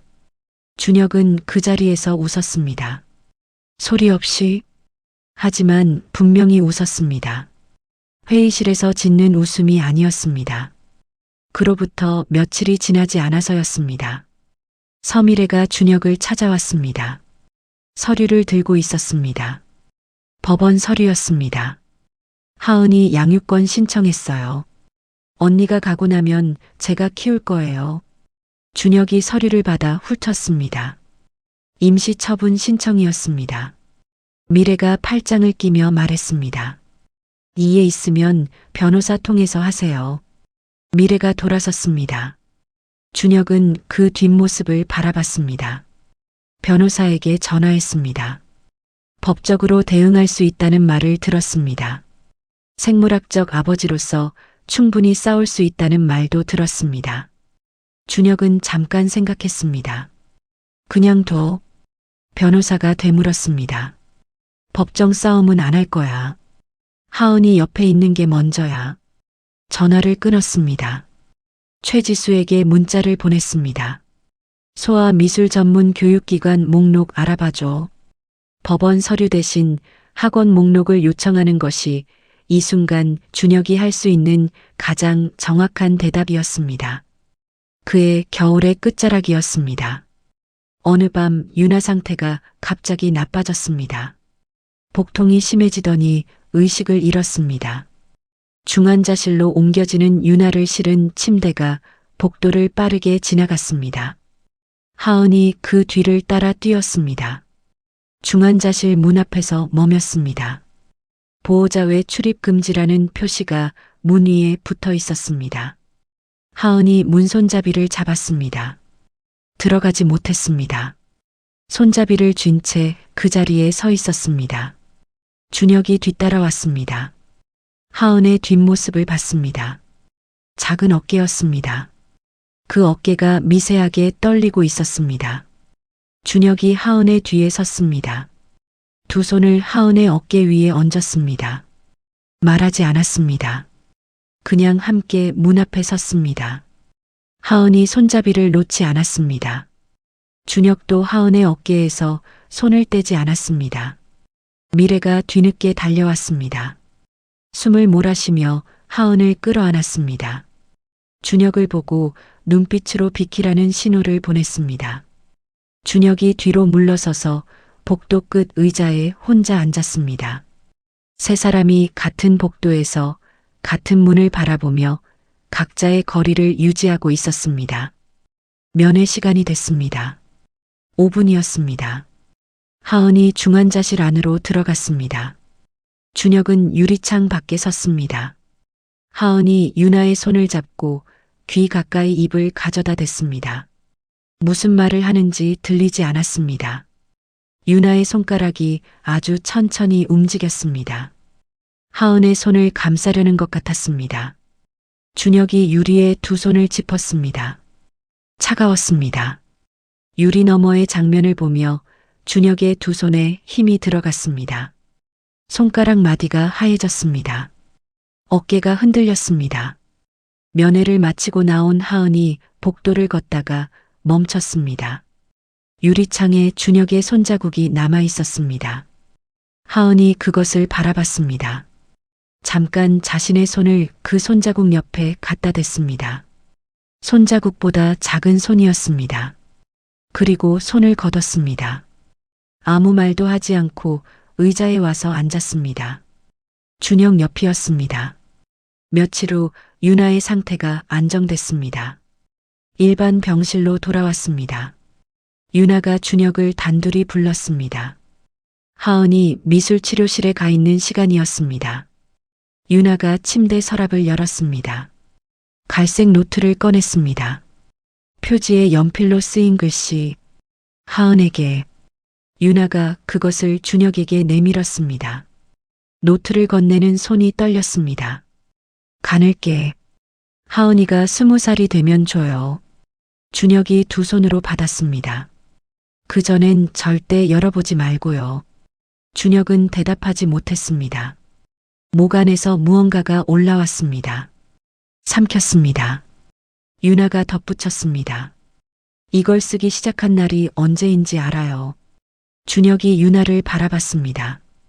당신이 처음 병원에 나타난 다음 날, 준혁은 노트를 내려다봤습니다. 표지의 글씨를 손가락으로 짚었습니다. 하은에게. 그 세 글자를 천천히 쓸어내렸습니다. 유나가 다 부탁했다는 듯 눈을 감았습니다. 다시 한마디를 했습니다. 잘 부탁해요. 준혁이 일어서서 병실 문 쪽으로 걸었습니다. 문 앞에서 멈췄습니다. 돌아봤습니다. 유나가 눈을 감은 채 말했습니다. 고마워요. 늦었지만. 그 문장이 다 끝나기 전에 준혁이 문을 닫았습니다. 마지막 두 글자가 복도 공기 속에 반쯤 걸린 채 흩어졌습니다. 늦었지만. 준혁은 닫힌 문을 등지고 섰습니다. 복도 천장을 올려다봤습니다. 박성훈이 지나가다 준혁과 눈이 마주쳤습니다. 아무 말도 하지 않았습니다. 다만 고개를 한번 숙였습니다. 준혁도 고개를 숙였습니다. 그날 밤 준혁은 집으로 돌아와 갈색 노트를 침대 옆 서탁 위에 올려뒀습니다. 서랍에 넣으려다 멈췄습니다. 그냥 눈에 보이는 곳에 두고 싶었습니다. 불을 끄기 전에 그 노트를 한 번 더 바라봤습니다. 하은에게. 이 노트가 이제 자신의 가장 중요한 책임이 됐다는 것을 알았습니다. 20살. 아직 8년이 남아 있었습니다. 8년 동안 이 아이를 지켜야 한다는 것도 알았습니다. 불을 껐습니다. 창밖에서 바람 소리가 들렸습니다. 낮고 길게 이어지는 소리였습니다. 준혁은 그 소리를 들으며 눈을 감았습니다. 2주가 지났습니다. 유나의 상태가 다시 나빠졌습니다. 이번에는 빠르게 나빠졌습니다. 박성훈이 호스피스 병동 이전을 권유했습니다. 더 이상 치료보다 편안함이 우선이 되어야 한다는 말이었습니다. 준혁이 이전 서류를 처리하러 원무과에 갔습니다. 직원이 서류를 꺼내 펼치면서 말했습니다. 긴급 연락처가 변경되어 있어요. 보시겠어요? 준혁이 고개를 끄덕였습니다. 직원이 서류를 돌려 보여줬습니다. 긴급 연락처 칸에 적힌 이름이 보였습니다. 강준혁. 준혁은 그 자리에서 한동안 움직이지 못했습니다. 직원이 뭔가 말을 하고 있었지만 들리지 않았습니다. 원무과를 나와 복도 벽에 등을 기댔습니다. 눈을 감았습니다. 유나가 이것을 언제 바꿨는지 나중에 신유진 간호사를 통해 알게 됐습니다.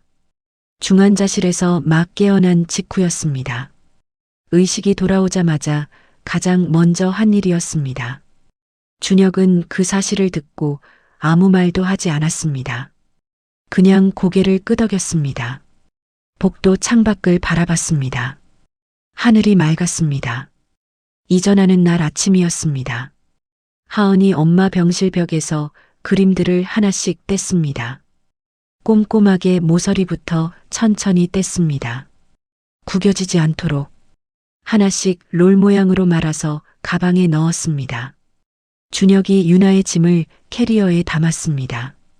옷가지를 접어넣다가 손이 멈췄습니다. 공항에서 처음 봤을 때 유나가 혼자 끌고 있던 그 캐리어였습니다. 낡은 바퀴, 손잡이 부분이 테이프로 감겨 있었습니다. 준혁은 그 손잡이를 잠깐 바라봤습니다. 공항 체크인 줄에서 이 무거운 가방을 혼자 붙들고 서 있던 유나가 떠올랐습니다. 그때 이 안에 이미 이 짐들이 들어 있었을 것이었습니다. 항암 치료를 멈추고 하은과 바다를 보러 가려던 날이었습니다.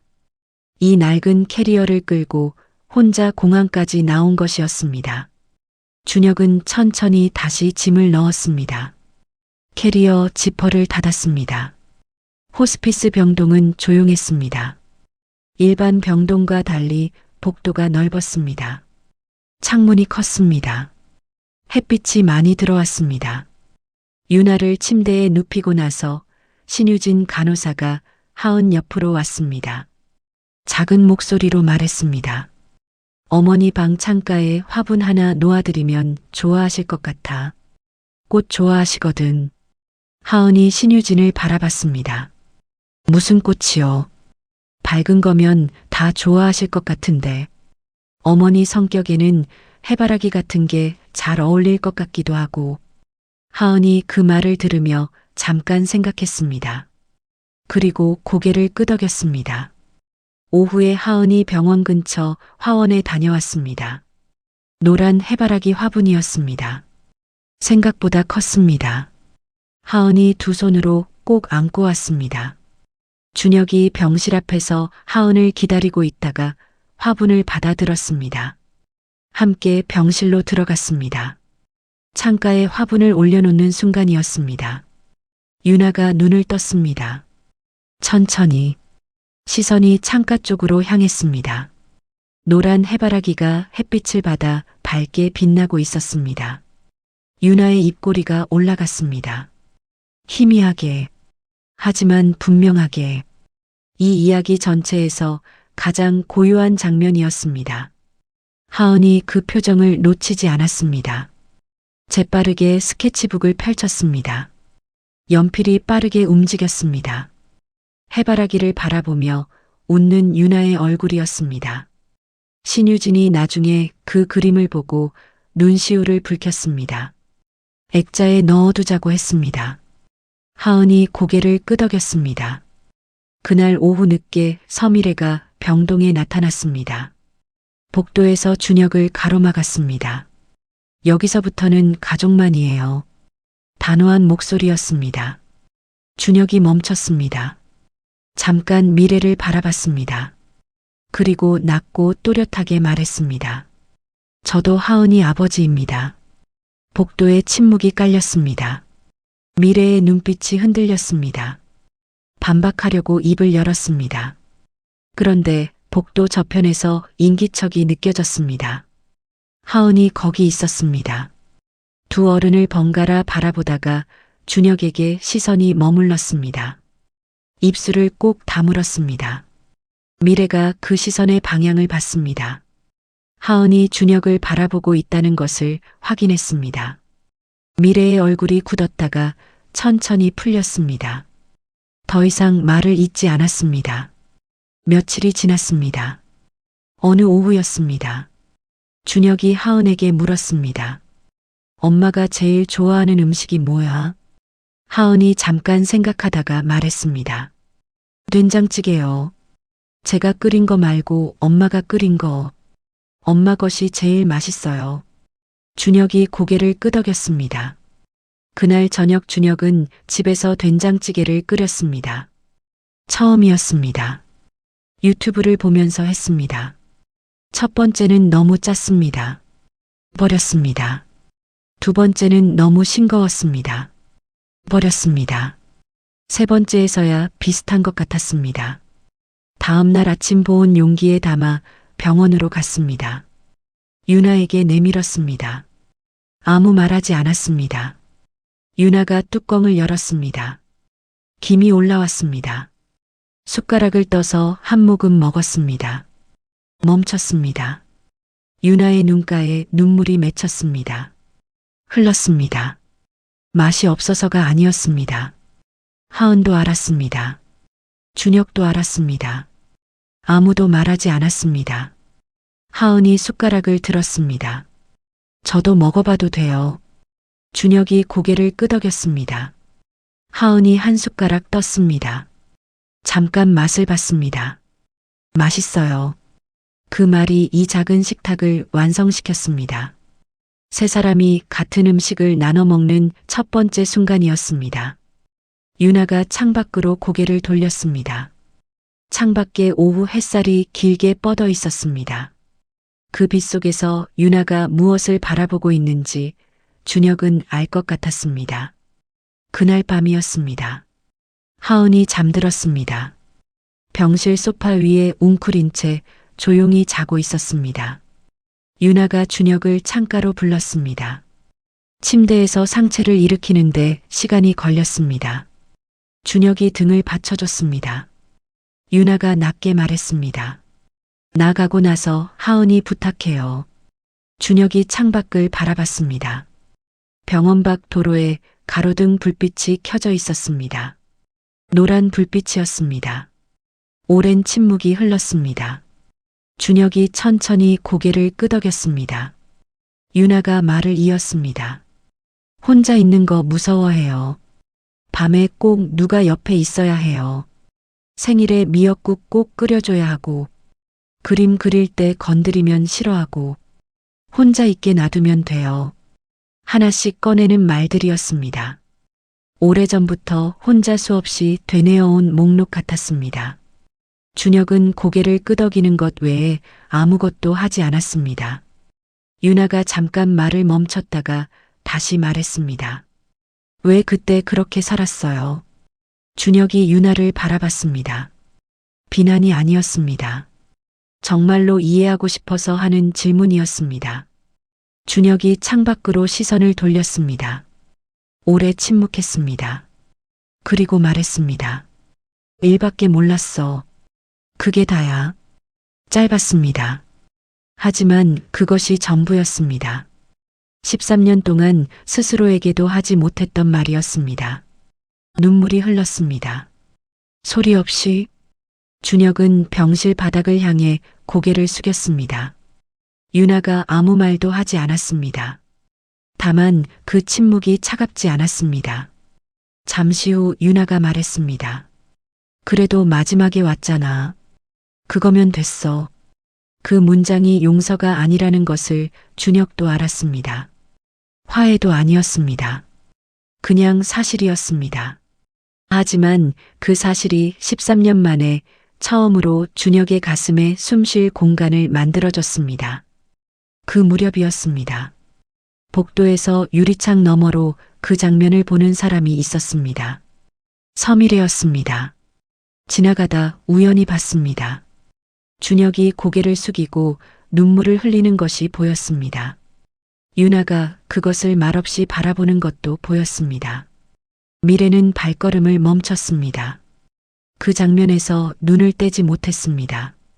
한참을 서 있다가 돌아섰습니다. 그날 밤 미래는 언니의 빈 집으로 갔습니다. 유나가 하은에게 남긴 영상 메시지들이 있었습니다. 미래는 그것을 틀어본 적이 없었습니다. 재생 버튼을 눌렀습니다. 화면 속에서 유나가 웃고 있었습니다. 하은에게 하는 말들이었습니다. 미래는 처음에 조용히 봤습니다. 그러다가 한 대목에서 손으로 입을 막았습니다. 유나가 준혁에 대해 말하는 부분이었습니다. 화면을 멈췄습니다. 다시 돌렸습니다. 다시 들었습니다. 나쁜 사람이 아니었다는 말이었습니다.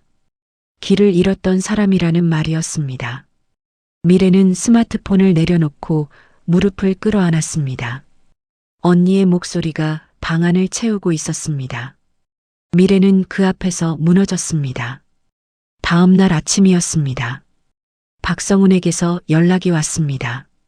새벽에 유나가 의식을 잃었습니다.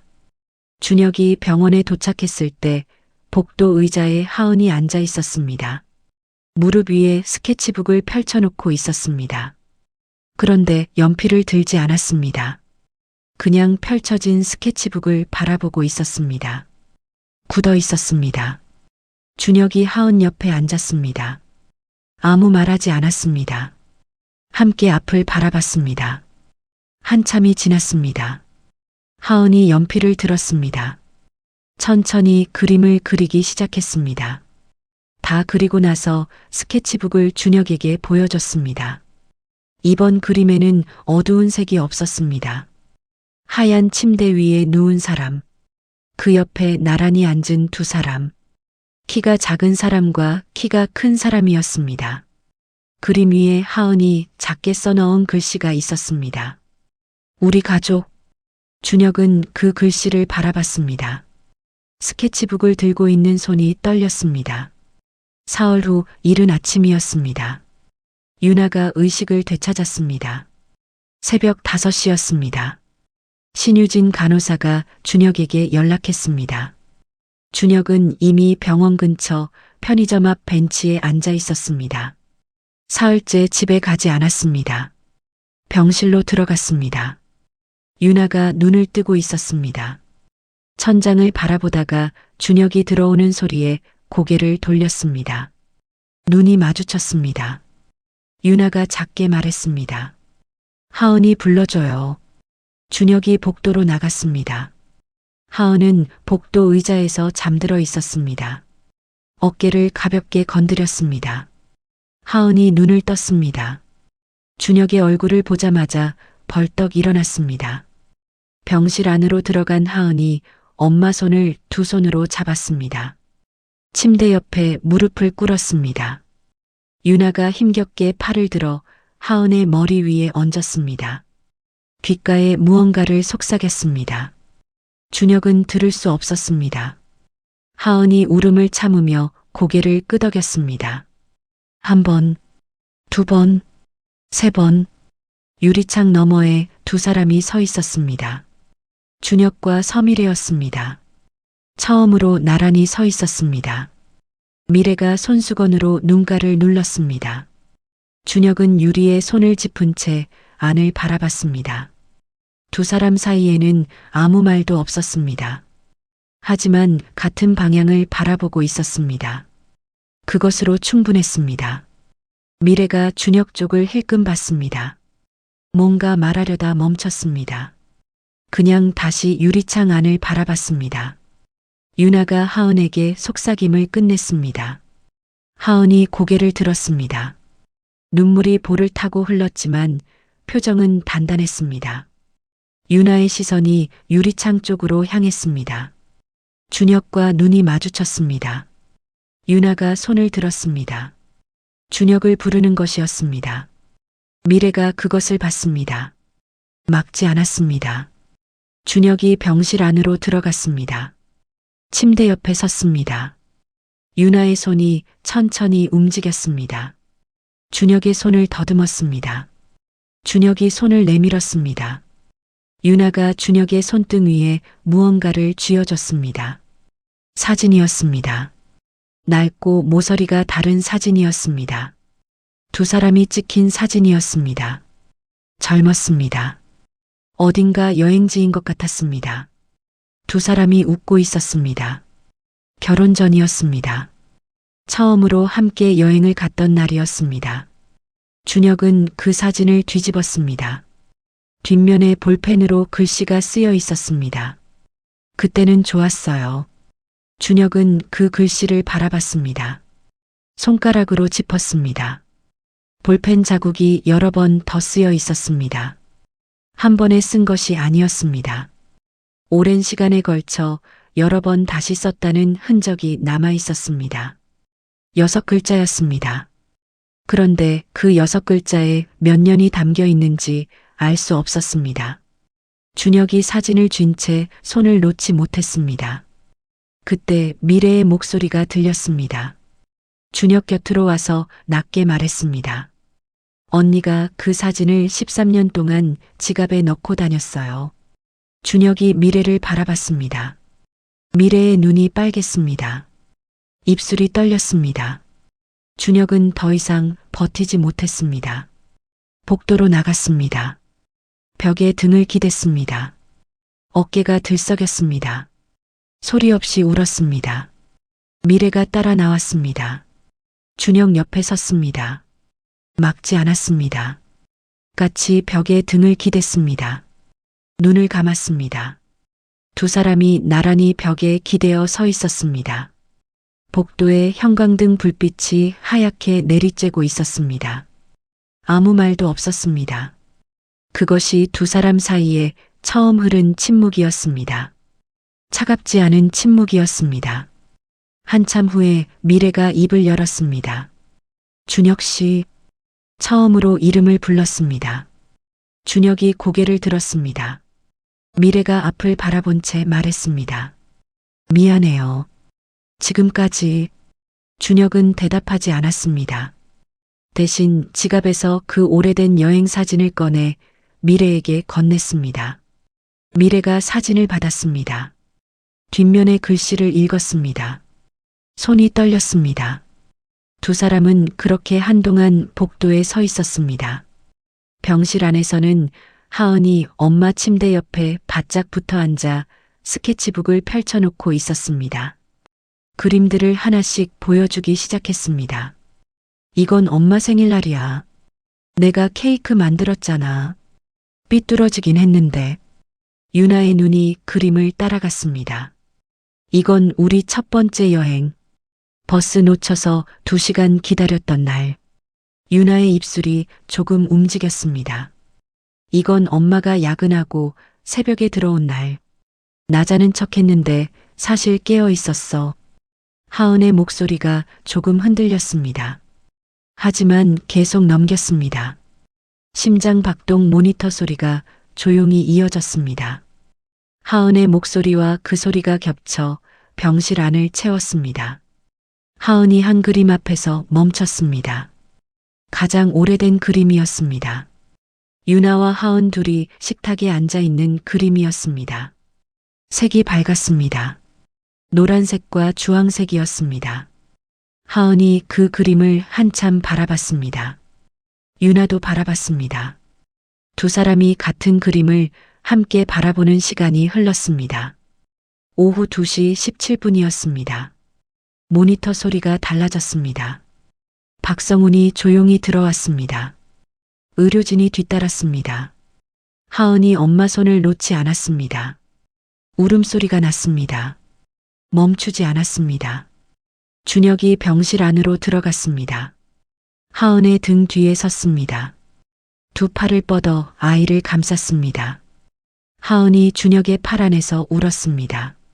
준혁은 같이 무너지지 않기 위해 이를 악물었습니다.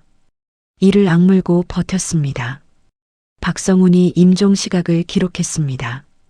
기록지를 내려놓으며 고개를 숙였습니다. 오래 숙였습니다. 이 방 안에 있는 모든 사람이 같은 무게를 나눠지고 있었습니다. 장례를 치른 다음 날이었습니다. 미래가 준혁을 찾아왔습니다. 손에 봉투가 들려 있었습니다. 언니가 하은이한테 남긴 영상 메시지에 당신 얘기가 나왔어요. 미래의 목소리가 고르지 않았습니다. 마지막에 나타나줘서 다행이라고 했어요. 준혁이 미래를 바라봤습니다. 미래가 고개를 숙였습니다. 내가 많이 막았죠. 그거 미안해요. 준혁은 아무 말도 하지 않았습니다. 미래의 사과를 말로 받지 않았습니다. 대신 지갑을 열었습니다. 그 오래된 여행 사진을 꺼냈습니다. 미래에게 건넸습니다. 언니 거야. 언니한테 돌려줘. 미래가 사진을 받았습니다. 한참 바라봤습니다. 두 눈이 빨갰습니다. 고개를 끄덕였습니다. 며칠이 지났습니다. 하은이 방에서 나오지 않았습니다. 밥을 가져다 문 앞에 두면 조금씩 줄어 있었습니다. 하지만 나오지 않았습니다. 사흘째 되던 날 저녁이었습니다. 준혁이 문 앞에 섰습니다. 노크했습니다. 대답이 없었습니다. 준혁이 문 앞에서 말했습니다. 밥 먹자. 그것뿐이었습니다. 돌아서려고 했습니다. 문이 열렸습니다. 하은이 문틈 사이로 손을 내밀었습니다. 준혁의 소매를 살짝 잡았습니다. 준혁이 멈췄습니다.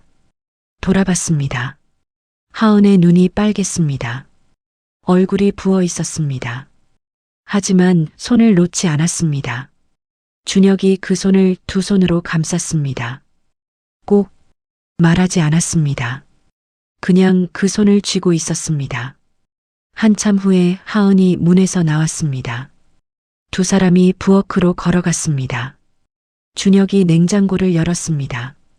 하은이 재료를 꺼냈습니다. 준혁이 냄비를 찾았습니다. 하은이 어디 있는지 알려줬습니다. 된장찌개를 끓였습니다. 나란히 식탁에 앉아 먹었습니다. 아무 말도 하지 않았습니다. 숟가락 소리만 났습니다. 그것으로 충분했습니다. 며칠 후였습니다. 서미래가 찾아왔습니다. 서류를 들고 있었습니다. 양육권 신청 서류였습니다. 미래가 준혁에게 내밀었습니다. 취하했어요. 준혁이 서류를 받았습니다.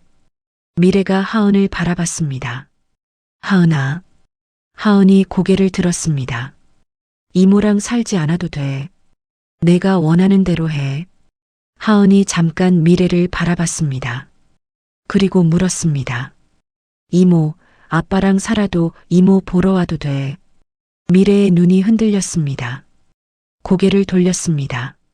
눈물을 손으로 거칠게 닦았습니다. 고개를 돌리지 않은 채 대답했습니다. 당연하지. 그 말이 이 이야기의 모든 갈등을 한꺼번에 녹였습니다. 준혁이 하은의 옆에 서 있었습니다. 미래가 하은을 끌어안았습니다. 한참 토닥였습니다.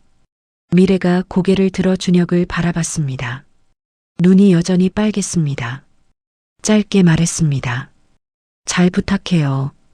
준혁이 고개를 숙였습니다. 이사하는 날이었습니다. 준혁이 하은이 자란 동네 근처에 새로 얻은 아파트였습니다. 하은이 자기 방에 그림을 붙이기 시작했습니다. 롤로 말아 가져온 것들을 하나씩 펼쳐 벽에 붙였습니다. 여기 갤러리로 써도 돼요. 하은이 물었습니다. 준혁이 방 안을 둘러봤습니다. 벽이 부족하면 거실도 써. 하은이 잠깐 준혁을 바라봤습니다. 그리고 다시 그림을 붙이기 시작했습니다. 창가에 해바라기 화분을 올려놨습니다. 호스피스 병동 창가에 있던 것과 같은 종류였습니다. 화원에서 직접 골라온 것이었습니다. 준혁이 그것을 봤습니다. 아무 말하지 않았습니다. 하은이 그림을 다 붙이고 나서 갈색 노트를 가리켰습니다. 준혁이 침대맡 서탁 위에 올려둔 것이었습니다. 저거 뭐예요? 준혁이 노트를 바라봤습니다. 내가 20살이 되면 엄마가 알려줄 거야. 하은이 잠깐 생각하는 것 같았습니다. 엄마가 미리 쓴 거죠. 물음이 아니었습니다. 알고 있다는 말이었습니다. 준혁이 대답하지 않았습니다. 하은이 더 묻지 않았습니다. 눈을 감았습니다. 잠든 것 같았습니다. 준혁이 방 불을 껐습니다. 거실로 나왔습니다. 소파에 앉았습니다. 갈색 노트가 서탁 위에 있었습니다. 어둠 속에서도 표지의 글씨가 눈에 들어왔습니다. 하은에게 20살, 아직 8년이었습니다. 그 8년 동안 이 아이 옆에 있겠다는 것을 준혁은 말없이 다짐했습니다. 소파에 기댄 채로, 거실 불도 끄지 않은 채로 창밖에서 봄바람이 불었습니다. 부드럽고 따뜻한 바람이었습니다. 창문 틈으로 조금 스며들어왔습니다. 준혁이 눈을 감았습니다. 8년이 지났습니다. 20살이 된 강하은의 생일 아침이었습니다. 준혁이 이른 새벽에 일어났습니다. 서탁 서랍을 열었습니다. 갈색 노트가 거기 있었습니다. 8년 동안 그 자리에 있었습니다. 한 번도 열지 않았습니다. 약속이었습니다.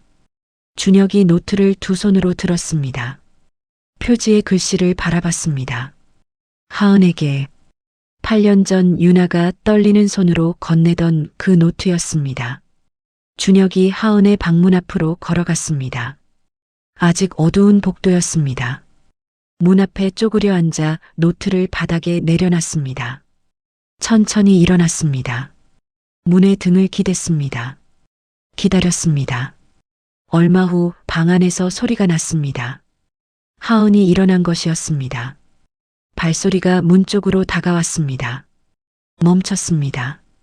노트를 발견한 것이었습니다. 바닥에 앉는 소리가 들렸습니다. 노트를 집어드는 소리가 들렸습니다. 그리고 조용해졌습니다. 준혁은 문에 등을 기댄 채 복도 천장을 올려다봤습니다. 창밖이 서서히 밝아오고 있었습니다. 회색 하늘이 조금씩 흰색으로 바뀌었습니다. 방 안에서 소리가 났습니다.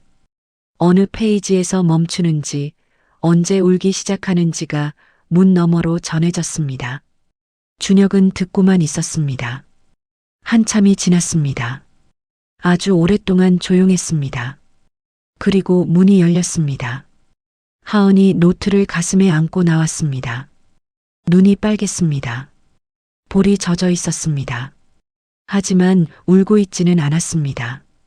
준혁 옆에 와서 앉았습니다. 복도 바닥에 나란히 아무 말도 하지 않았습니다. 하은이 노트를 가슴에 안은 채 앞을 바라봤습니다. 준혁도 앞을 바라봤습니다. 창밖으로 아침 햇살이 들어오기 시작했습니다. 복도 바닥 위로 빛이 길게 뻗었습니다. 하은이 노트를 펼쳤습니다. 맨 마지막 페이지였습니다. 준혁에게 보여줬습니다. 유나의 글씨였습니다. 삐뚤빼뚤한 글씨였습니다. 힘이 없을 때 쓴 글씨였습니다. 내가 웃는 얼굴을 보고 싶다. 그 아래 날짜가 적혀 있었습니다. 유나가 의식을 잃기 사흘 전이었습니다. 준혁이 그 날짜를 확인했습니다. 고개를 숙였습니다. 한참을 그 자리에서 움직이지 않았습니다. 하은이 노트를 닫았습니다. 다시 가슴에 안았습니다. 두 사람은 그렇게 복도 바닥에 나란히 앉아 아침이 오는 것을 맞았습니다. 2달이 지났습니다. 서울 시내 한 미술대학 전시관이었습니다. 강하은의 첫 번째 개인전이 열리는 날이었습니다. 전시관 입구에 제목이 적혀 있었습니다. 노란 해바라기. 준혁이 그 앞에 섰습니다. 넥타이를 하지 않았습니다. 편안한 차림이었습니다. 8년 전 회의실에서 계약서에 사인하던 그 팽팽한 얼굴이 아니었습니다. 눈가에 잔주름이 생겼습니다. 하지만 눈빛이 달랐습니다. 그때는 없었던 온기가 거기 있었습니다. 전시관 안으로 들어갔습니다. 그림들이 벽면을 채우고 있었습니다. 천천히 걸으며 하나씩 바라봤습니다. 초반 그림들은 색이 밝았습니다. 노란색과 주황색이었습니다. 익숙한 장면들이었습니다. 식탁, 창가, 해바라기. 중반의 그림들은 어두웠습니다. 회색과 검은색이었습니다. 병원 복도, 닫힌 문, 유리창. 그런데 점점 나아갔습니다. 어두운 색 속에 노란색이 하나씩 돌아왔습니다. 조금씩, 천천히. 준혁이 한 그림 앞에서 멈췄습니다. 사람들이 가장 많이 몰려있는 그림이었습니다.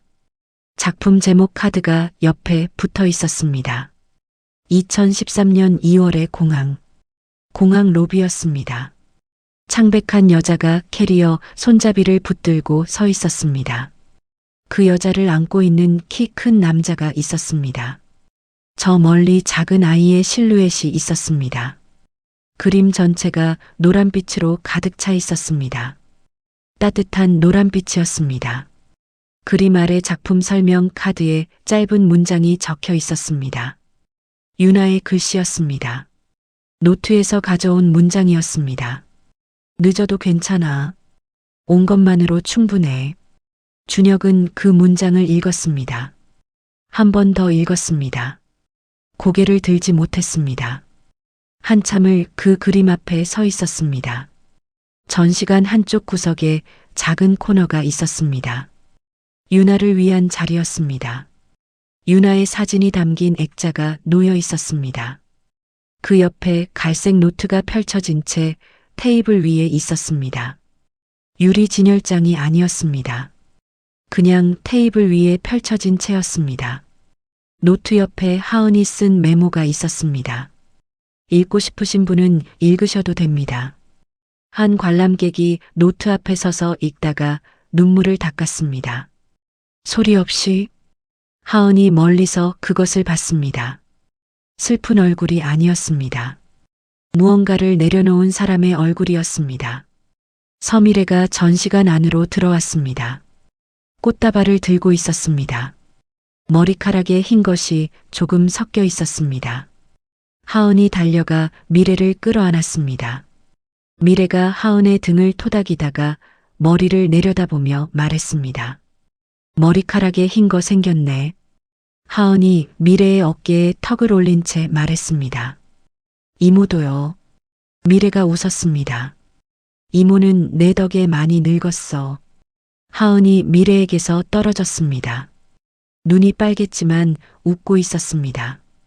미래가 전시관을 한 바퀴 돌다가 2013년 2월에 공항 앞에서 멈췄습니다. 한참을 바라봤습니다. 손을 들었습니다. 그림 테두리를 손가락 끝으로 살짝 건드렸습니다. 건드렸다가 손을 걷었습니다. 고개를 숙였습니다. 오프닝이 끝난 저녁이었습니다. 준혁과 하은과 미래, 셋이 전시관 근처 조용한 식당에 들어갔습니다. 자리에 앉았습니다. 메뉴를 받았습니다. 된장찌개를 시켰습니다. 셋이 다 됩니다. 찌개가 나왔습니다.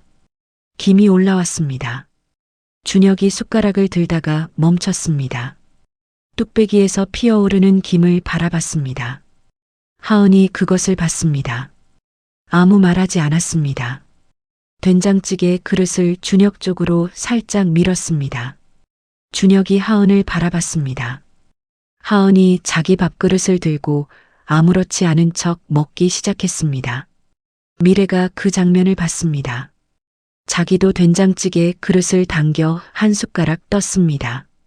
셋이 같은 찌개를 나눠 먹었습니다. 숟가락 소리가 났습니다.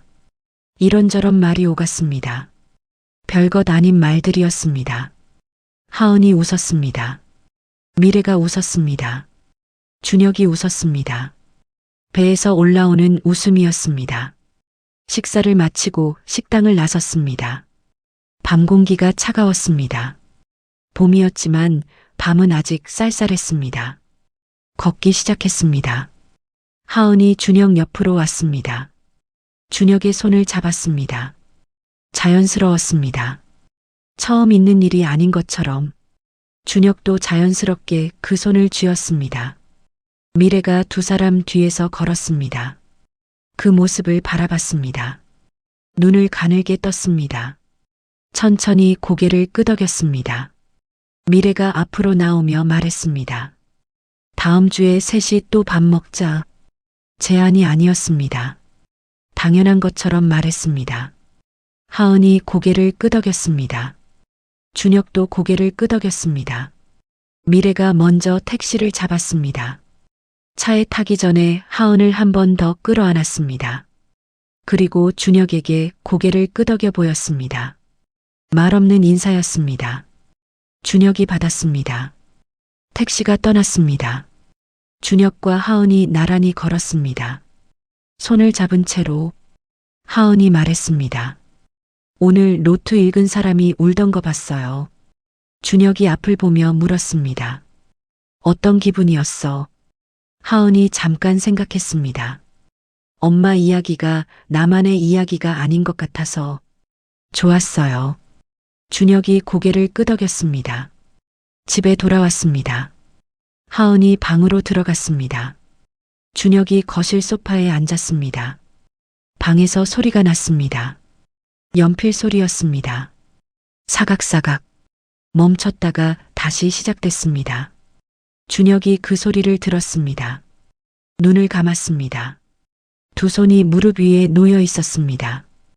아무것도 쥐고 있지 않았습니다. 13년 전 계약서를 쥐던 손이었습니다. 이혼 서류를 쥐던 손이었습니다. 갈색 노트를 받아 쥐던 손이었습니다. 하은의 손을 처음 잡던 손이었습니다. 지금 그 손이 비어 있었습니다. 그런데 가득 찬 것 같았습니다. 방에서 연필 소리가 잠깐 멈췄습니다. 문이 조금 열렸습니다. 하은이 거실을 들여다봤습니다. 준혁이 눈을 감고 소파에 기대어 있었습니다. 하은이 확인했습니다. 문을 다시 닫았습니다. 연필 소리가 다시 시작됐습니다. 창밖으로 봄 햇살이 이른 아침부터 쏟아지고 있었습니다. 방 안에서 연필 소리만 이어졌습니다. 사각사각, 사각사각. 그 소리가 이 집을 채웠습니다. 사랑은 완벽한 타이밍이 아니라 끝까지 옆에 있는 것으로 완성됩니다. 노란 해바라기가 창가에서 천천히 고개를 들던 날처럼 준혁의 시간도 조금씩 다시 움직이기 시작했습니다. 돌아오지 않을 줄 알았던 미소가 하은의 그림 속에서 먼저 돌아왔고, 늦은 아버지는 대단한 말이 아니라 매일의 자리에 남는 것으로 사랑을 배웠습니다. 우리는 종종 너무 늦었다고 생각하지만 이 이야기가 말해주는 건 하나였죠. 늦어도 괜찮아. 온 것만으로도 충분해. 오늘 당신의 삶에도 미뤄둔 한 사람과 한마디가 있다면 너무 늦기 전에 조용히 다가가 보셨으면 합니다. 이야기를 끝까지 들어주신 분이 계시다면 잘 들었다고 댓글 하나만 남겨주세요. 당신의 오늘을 늘 응원합니다. 감사합니다.